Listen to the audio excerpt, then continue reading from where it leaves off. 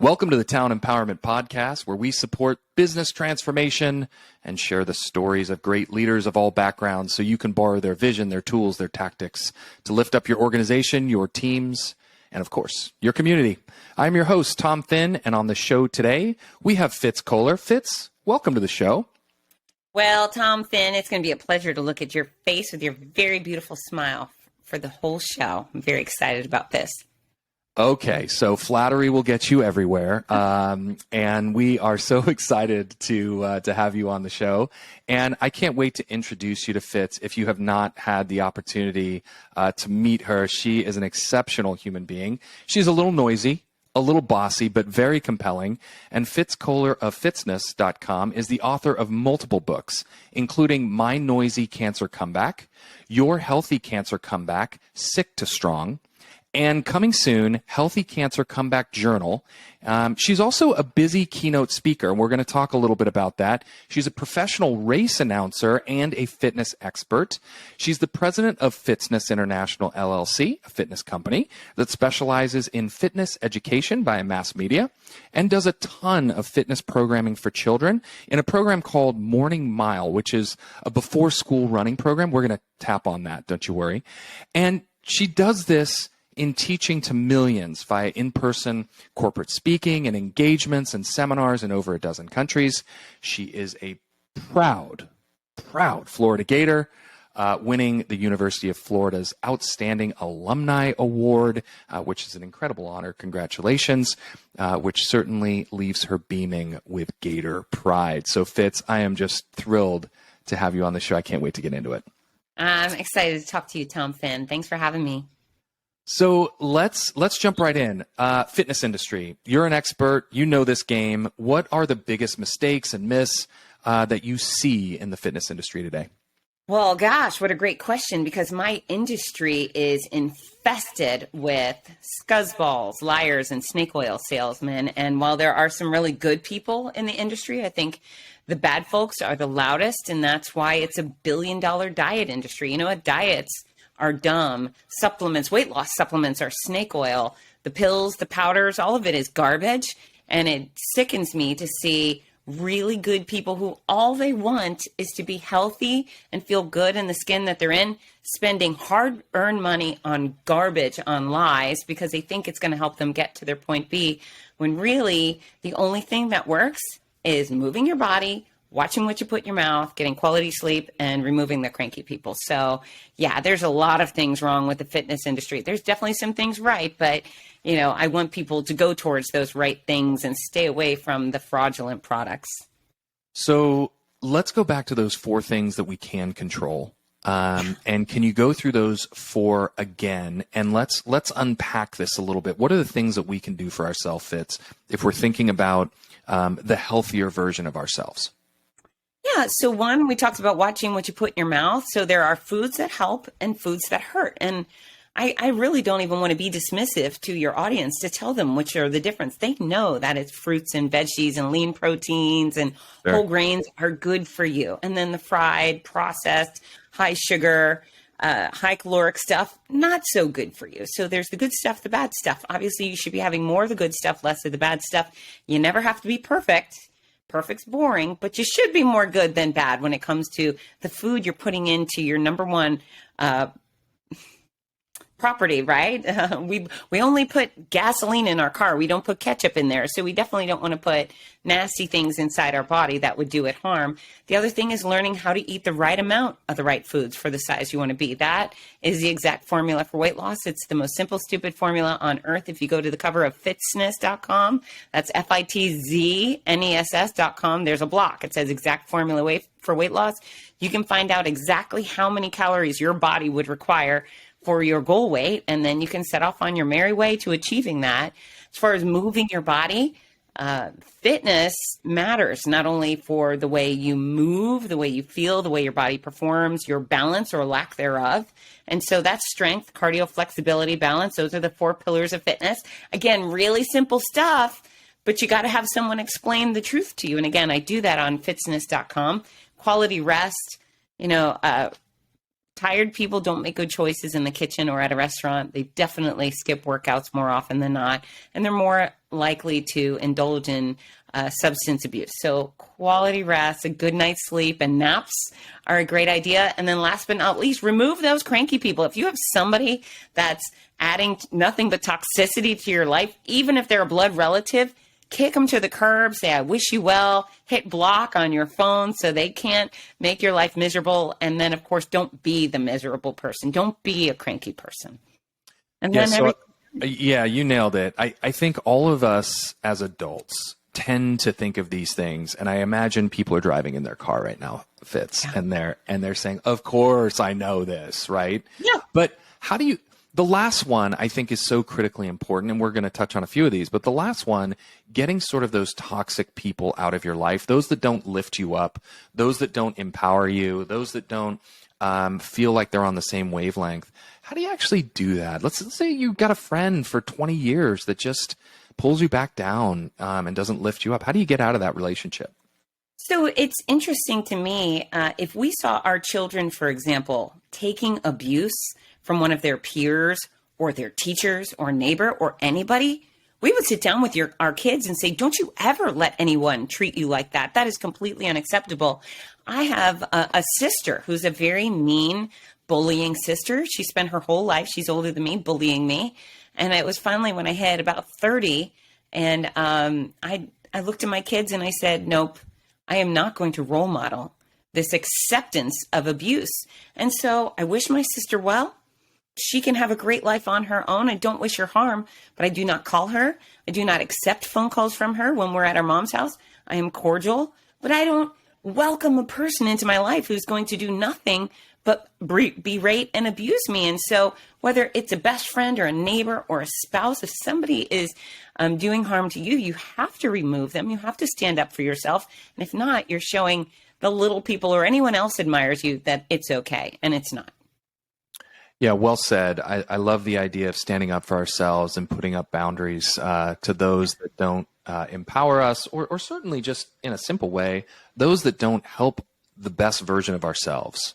Right? And isn't that what we're all looking to be, is the best version of ourselves at some point? I hope so. And it's not so hard to be kind. And it's not such a big deal to ask for minimal respect and courtesy. You know, you don't have to like me. You don't have to agree with me, but you can be kind. And if you're constantly making my life miserable, it's funny. A lot of people, they stress eat, right? They stress eat. That becomes a problem for me. When I experience stress or grief, I don't eat. You know, it's the last thing I want to be is 105 pounds because somebody is, being nasty. So we have to protect ourselves. And if we don't do it, nobody else is going to do it. So remove those cranky people, and then don't be the cranky person, because your misery spreads that nastiness to everybody else. Yeah, that's an interesting segue into don't be the cranky person. So are there some rhythms or rules that you live by to protect your sleep, to protect the fact that you're not tired and being cranky with people? How do you manage that as an expert in this space? Well, when it comes to my fitness habits, those are the nuts and bolts of eating and exercising and sleep. It's discipline. It's habitual. And I used to be an overweight teenager. I was a sporty girl, but I didn't know how to eat wisely or healthfully. And I was a little overweight and I had an eating disorder. And so, when I went to grad school and exercise and sports sciences, I started reading journals and the science. I started absorbing the science, saying, oh, can't be that easy, right? That's the exact formula for weight loss. So I just started taking evidence-based behaviors that led to certain results that I desired. And I just started working on them. And it wasn't easy. But with consistency and discipline, all of a sudden, those good habits become who I am, and they became who I am. So you have to be willing to learn. My thought process is, if you know better, you should do better.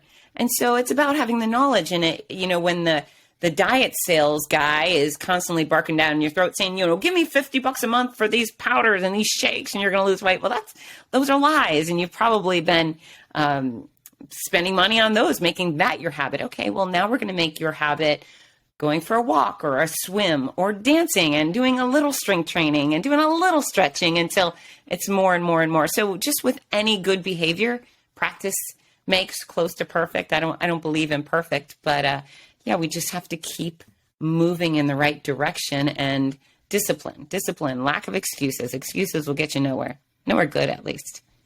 Yeah, so I'm on my own personal health journey. So Good. this is the part of the show where Tom shares. Okay. I'm on my own personal health journey. So I have been that overworked executive persona for a long time, and I always looked at it, Fitz, as I need to work.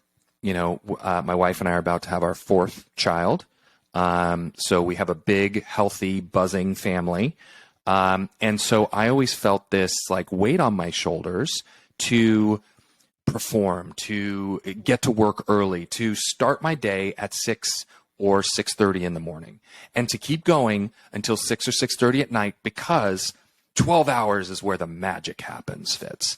And what I learned is you burn yourself out, Yeah. you become tired, and then I'm a stress eater. So in opposite to you, where you sort of don't eat when you feel stressed, I eat when I feel stressed. And then when I'm tired, of course, you can expect that I will eat more. And so I found myself on this like weight gain journey while I'm not spending time with my family. And I'm overdoing it in all parts, right? And you used a word that I love, which is discipline. So I finally brought it back to the new version of Tom, which is discipline at every stop.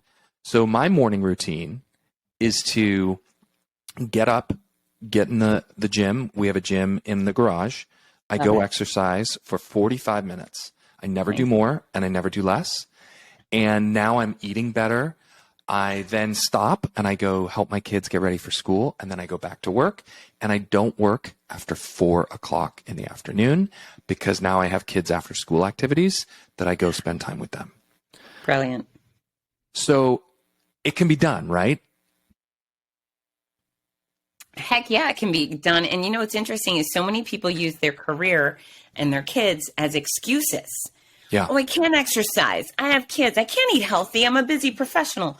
Okay, well, those things to me are incentives, not excuses, because number one, you brought children into this world. It is your obligation, is your responsibility to take care of their parents. For crying out loud, you want to be with them, not only because you want to enjoy their future and all the magical moments they'll have, but it's your responsibility to nurture them and care for them. And even as they age, they're still going to need their mom or dad to lean on and go to for advice. So they need you around. So the fact that you have little kids is an excuse not to exercise. Baloney. I don't buy it. In fact, I think your obligation to your health, it increases exponentially once you bring humans or a relationship into this world. And then, of course, on the professional side, you know, it's funny with my keynotes, companies like Disney, Oakley, Tropicana, Office Depot, they bring me in because they want their workforce to be fit. They know that healthy workforce is going to be so much more productive. They are going to get an infinite amount done in that short window of time versus the guy who doesn't eat right and doesn't sleep well and doesn't exercise. He shows up and he's kind of slovenly and he's lazy and he doesn't produce. And so they spend a good amount of money on me because they know if I come in, I can give their employees or associates the information they need to know, and that kick in the can, right? We talked about being bossy and compelling at the start. This is what I do. I get people and I give them the information. I shake them and say, you got to do it. This is why, and get them motivated. And they turn it around. So if you're a career-oriented person, yet you're not taking care of your health because your career is so important, well, forget it. You're going to fall flat, because if you're an entrepreneur, you know you need to be firing on all cylinders to make magic happen. And if you're looking for a job, they're going to pass you right over unless you look like a dynamic go-getter. And that happens the second you walk in the room. First impressions are garnered in 7 seconds. So you walk in, do you have great posture because you do strength training? They're like, dang it, she stands up tall. She looks confident. I want her on my sales team. Or are you slumpy and kind of fatigued and unconfident? Those are not qualities people look for in an employee. And it's definitely not qualities they look for in a manager or in an executive. And so this exercise, this sleep, this nutrition, it matters to your health, to your relationships, and your career. Yeah, you couldn't have said that any better. I mean, you just hit the nail on the head. I feel like we tend to forget this. We tend to forget that our physical body and our physical being is connected to our heart and our mind.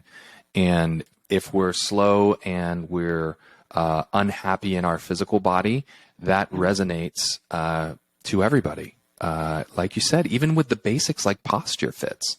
Yeah.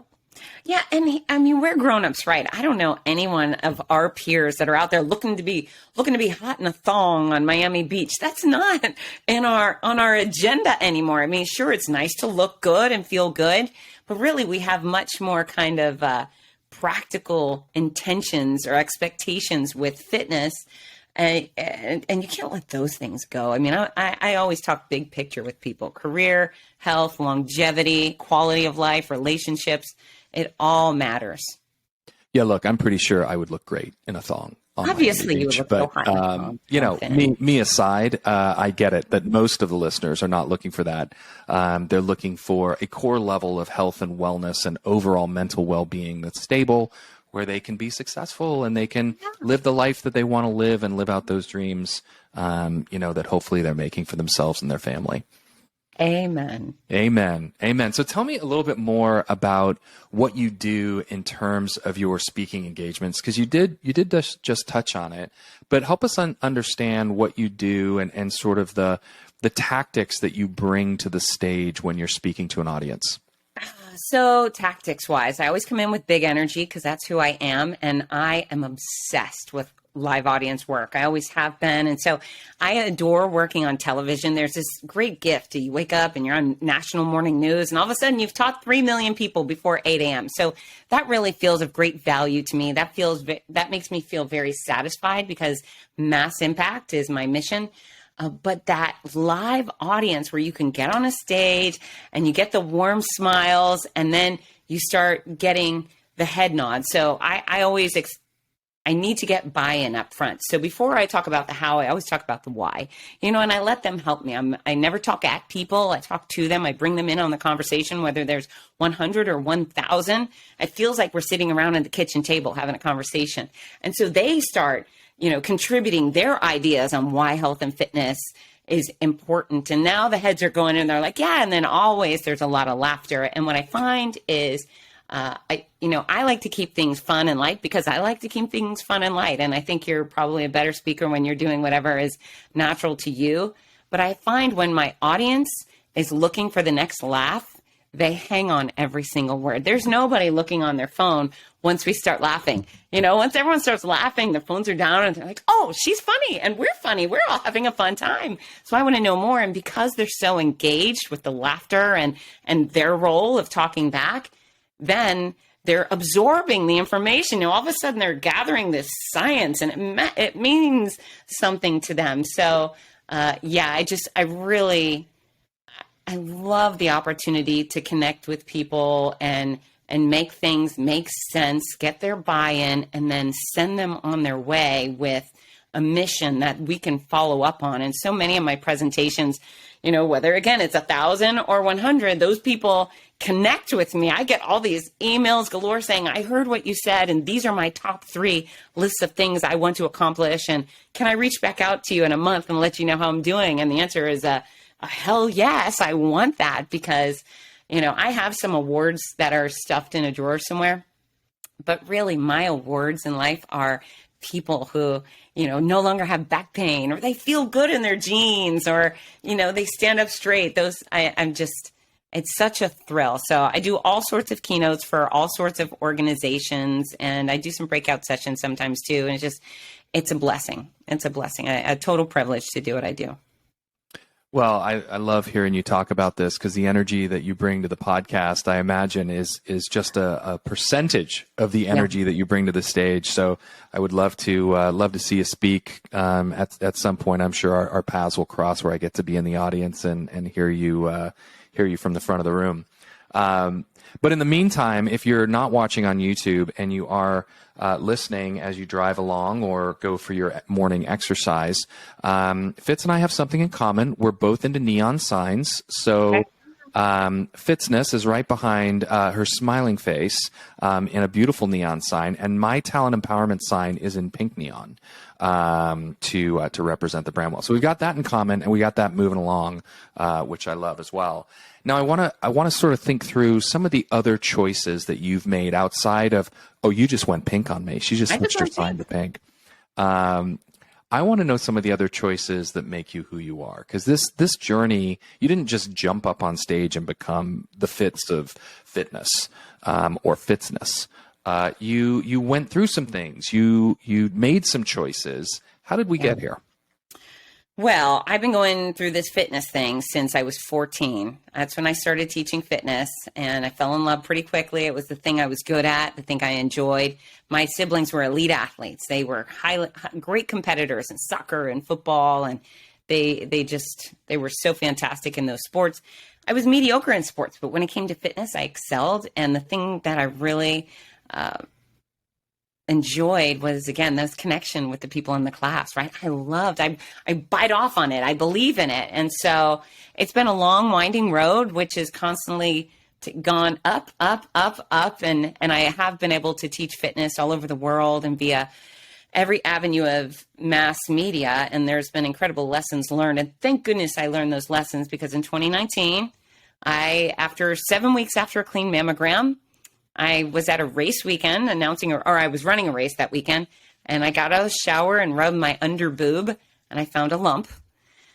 And 7 weeks after that clean mammogram, I had a sizy tumor, and cancer had already spread to my lymph nodes. So I had cancer running through me like wildfire, which was terrifying and stressful. And terrifying once again. It was a very scary experience, especially at the rapid pace it was growing. I just thought, man, I'm a goner. I am such a goner, and I am the ultimate optimist. I was blessed to be born a Tigger, so everything to me is fun and happy and a can-do type experience. I'm a joy addict, so I choose joy, but I really thought, holy smokes, this is it. And I was scared about losing my own life, and I'd be lying if I didn't say that, but the real thing that got me was missing out on Ginger and Parker's lives. My daughter was 15, my son was 13, and that fear of loss was unbearable. So had to cope with that fear and figuring out what was going to happen, probably in a very short time. But within about a week or so, I connected with my oncologist, who I chose, a brilliant man, and he convinced me that he was going to cure me. He said, Fitz, you are curable. In fact, 94% of all breast cancer cases are curable. You're just going to have to endure the cure. And so my cure was highly effective, yet really brutal. So I had 15 months of chemo, 33 rounds of radiation, and some surgeries. I call it the treatment triathlon, and it's not a good time, but I made some great decisions that allowed me to thrive while trying to survive. And I say that alongside the fact that I was violently ill. Imagine having a violent stomach bug every single day for 6 months, just living in that state of food poisoning or whatever every day. And then the 10 months after that on a different chemo, I was still like sick feeling. And that's when I really lost a lot of weight. But anyways, it was rough, but I made some great decisions up front because I believe in control. I believe in controlling what you can, no matter what stage of life you're in, no matter what's going on with your health or your career or your family, you're entitled to control what you can, or obligated. And so I made a few decisions. Number one, I chose perspective. So before cancer, I used to say, when things would go awry, I'd always say, it's not cancer. If I was in a traffic jam, I would always say, well, it's not cancer. And how lucky am I to be waiting in the traffic jam rather than be the car up front that was in the accident that caused the traffic jam, right? So perspective has always ruled my life. So I would say, it's not cancer. It's not cancer. And then all of a sudden it was cancer. And that was a little bit of a rude moment. But then I thought, okay, well, I'm not a kid with cancer, and it's not my kid with cancer. And short of those two things, I'm an adult. I'm going to put on my big girl panties, and I'm going to get through this. I'm going to soldier on. I'm going to do what it takes to get through it and survive. And I did. So perspective, number one. And perspective is something everybody can use every single day. when the good times are there, it's good to look around, smell it, taste it, enjoy the good times. When things go wrong, you spill red wine on your white couch. Okay, well, it's wine on your couch. Get a grip. Not such a big deal. It's not cancer, right? So perspective was very important. Number 2, I chose to pursue my passions. Now, again, I chose it during cancer. You should choose your passions every day, no matter what. So for me, my passions were my career and my kids. And before they put one drop of chemo in me, what I decided was, come hell or high water, if my kids have a show, a ceremony, a sporting event, I'm going to be there. I am not letting this son of a, you know what, take that special time from me and my kids. And then I also decided I wasn't going to let it take my career. Now, my career requires me to get on airplanes almost, I would say, 30-something weekends of a year. I travel all around the country announcing these massive, iconic running events. Los Angeles Marathon, Buffalo Marathon, Fargo Marathon, Route 66, you name it. And I probably serve about 1 million people live every year. And 2 things I decided: A, I needed my income. And then B, I loved my work and I earned my rightful spot on those stages. And that was another thing. I was not going to let cancer steal the career of my dreams from me. And I knew if I had stayed home, I would have cried the whole weekend, missing out on the Big Sur Marathon and all those wonderful people.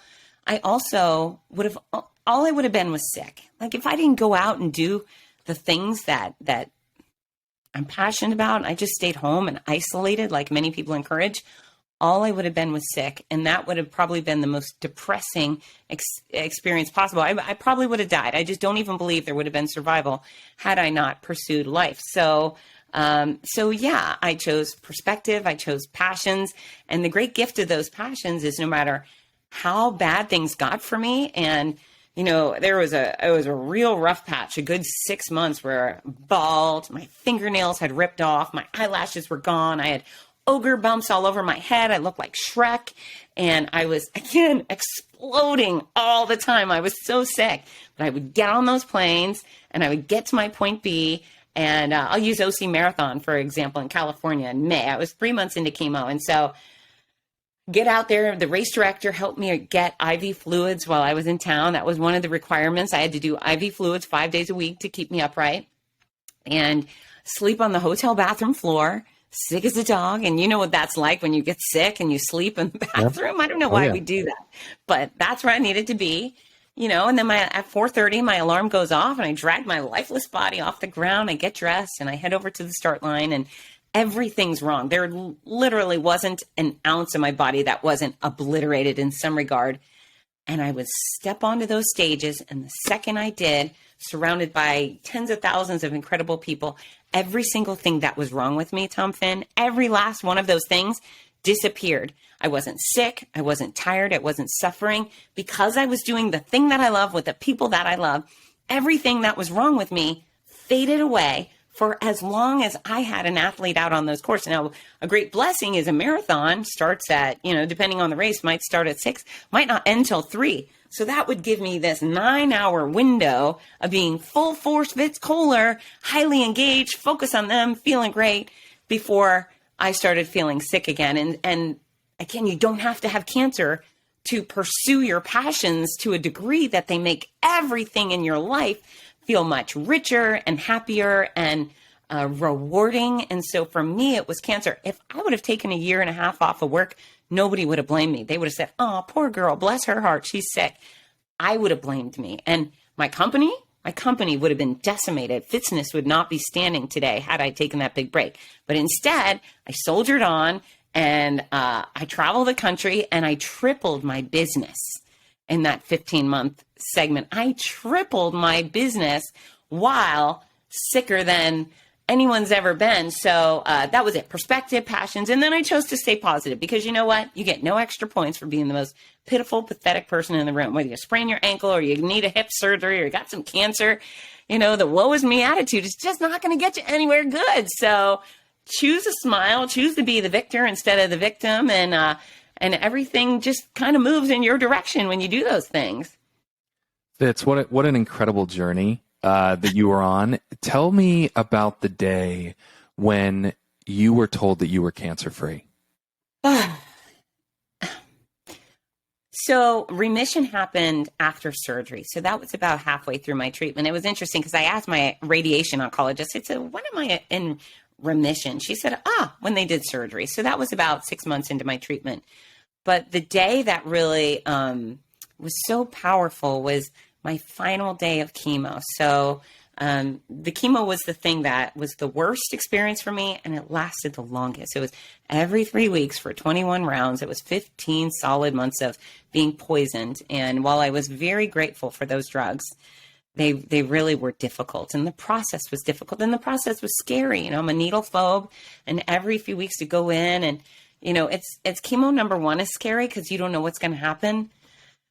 But chemo number 6, I assure you, is far more scary than number 1 because you know exactly what's going to happen. You know, for me, those consequences were pretty devastating.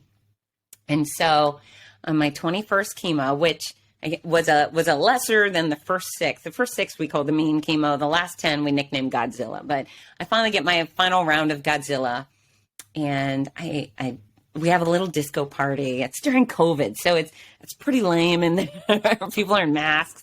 Not me. I'm like shit-eating grin, dancing away to the little disco ball in the middle of the chemo room because I am now done.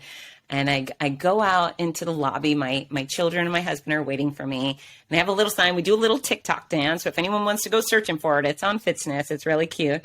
And then I had asked my husband, I said, I would like to go to this restaurant for lunch after chemo. And he said, okay. So we get in the car. And instead of turning left to go to lunch, he turns right to go towards our house. And I said, why are you going right? I want to go to that restaurant. He said, oh, Parker's tummy isn't feeling good. My son. And I thought, oh, are you kidding me? And of course, as a mom, you have to do whatever's best for your kid. But I was thinking, geez, Louise, 15 months of torture and I can't even get lunch. Like total mom moment, So I said, okay, well, if his tummy's not feeling good, we got to go home.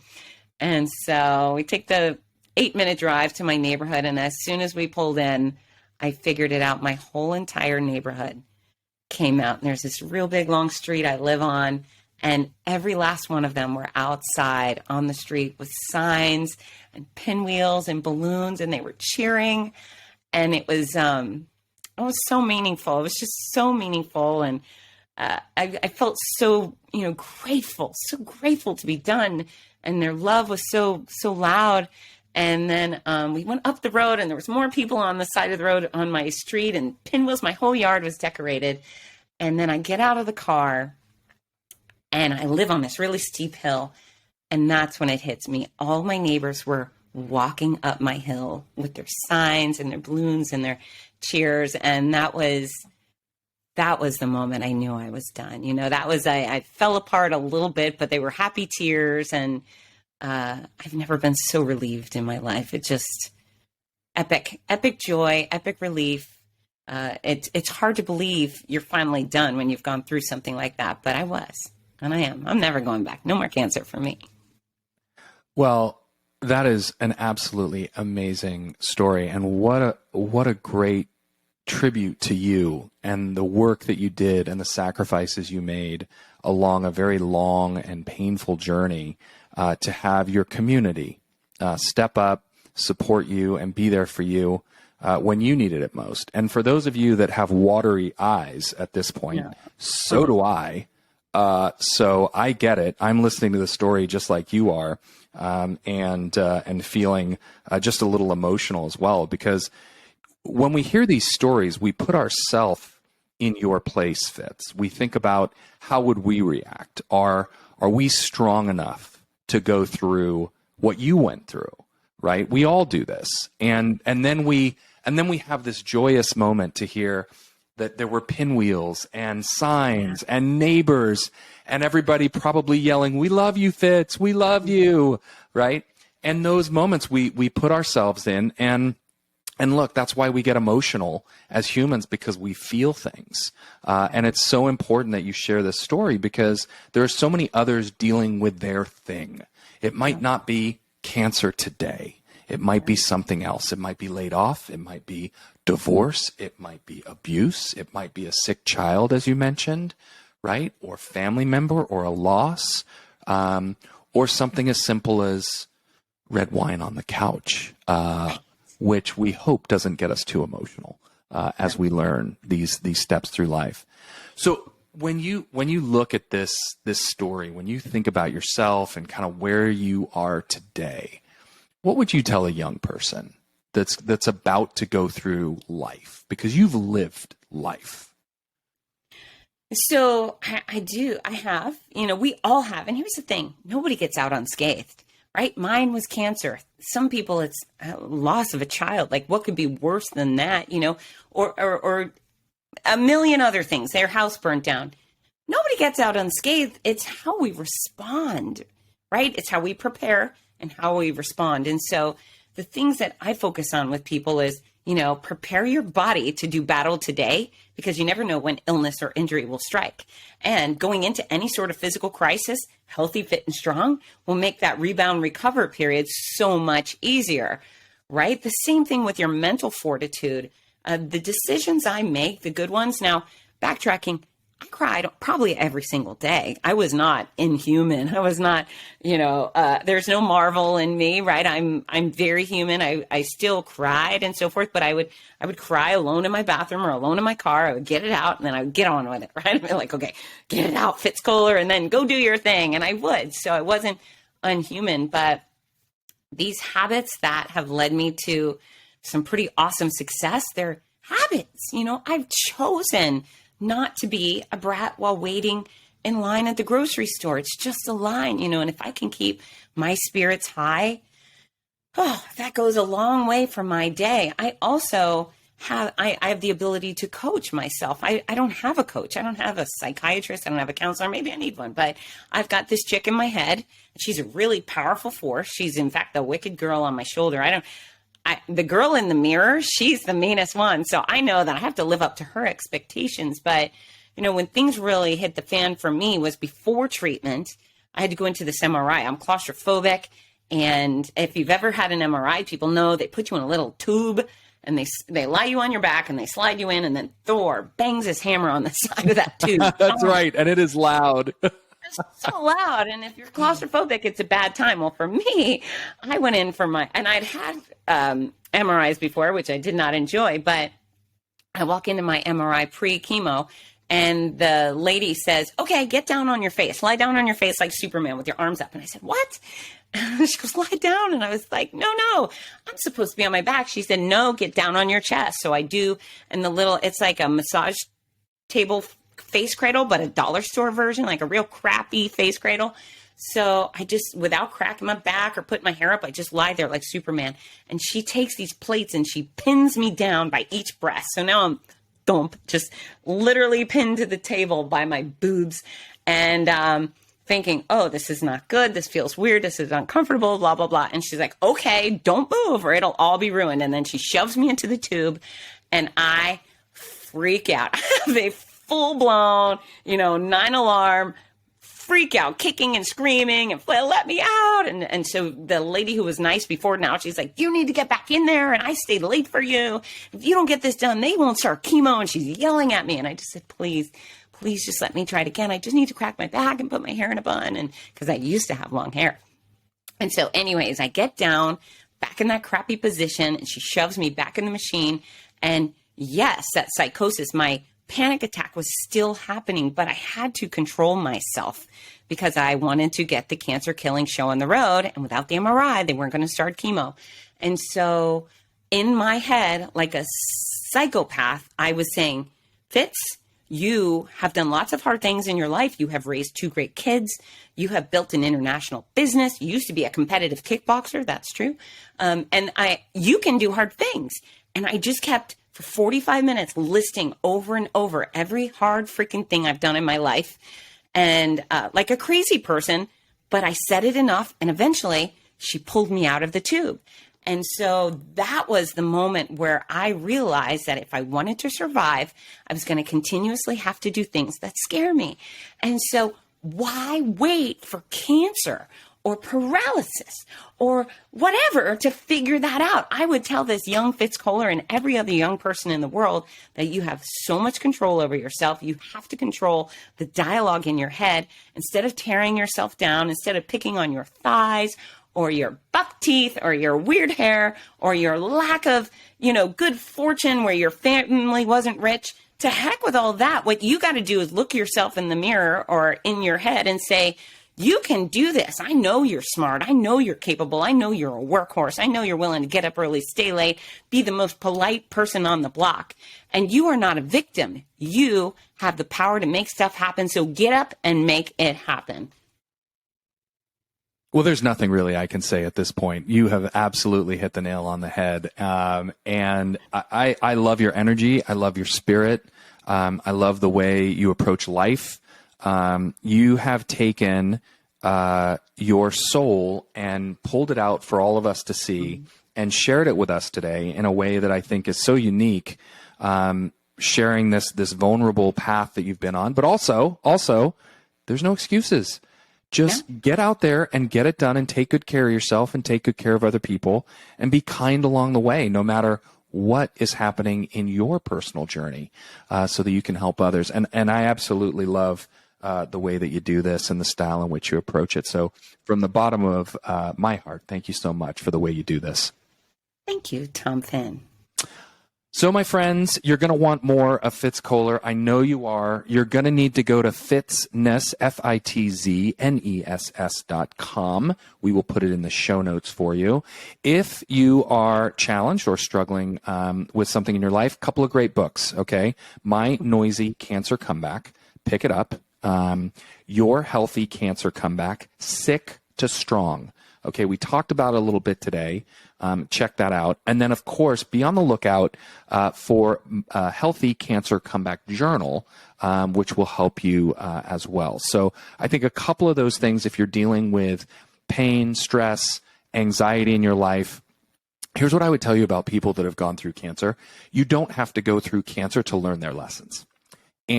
And these books are going to help you no matter what you're struggling with, because you're going to see a different perspective, right? And I think that's what is really important, that we all look at these different perspectives and try to become a little more educated along our own journey. What did I miss, Fitz? I think you got it all, Tom Finn. The only other thing I'd love to connect with people. Obviously, I like people, right? So at fitzness.com, but I'm also at Fitzness on all social channels. And if you follow, I promise quality content in return, but I would much rather you say, hello, I heard you on Tom Finn's podcast, because I would much rather have friends than followers. So let's connect.